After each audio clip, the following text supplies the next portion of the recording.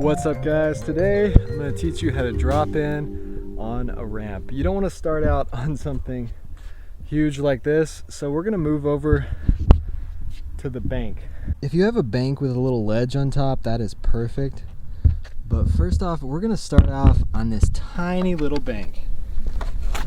So you want to get comfortable with the motion of dropping in before you try to do it on a big ramp. You got to work your way up to this one. Put the tail on there.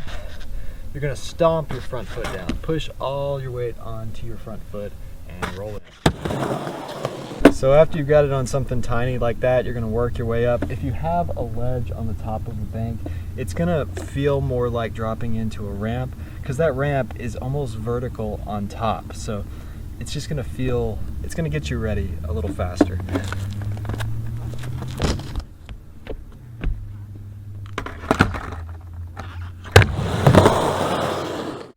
This thing even has coping. It feels a lot like dropping in on an actual quarter pipe. One thing I've noticed, if I'm dropping in on something really big, getting really low and bending down a lot helps because you're not going to fall as far. If you're a kid, you have less distance to fall if you're shorter. If you're really tall, you got a little bit longer to fall.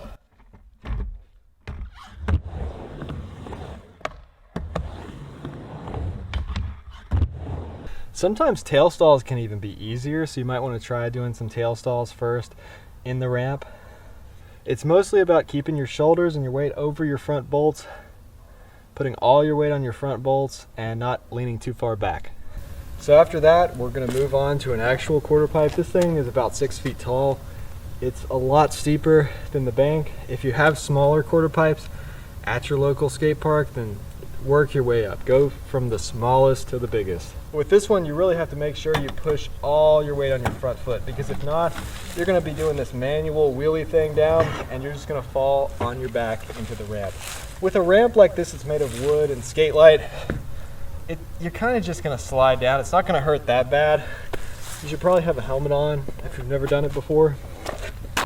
So I'm going to end this video dropping in on one more ramp. As you can see, this ramp is quite a bit taller than me, but you really can drop into bigger ramps. You just have to work your way up to them.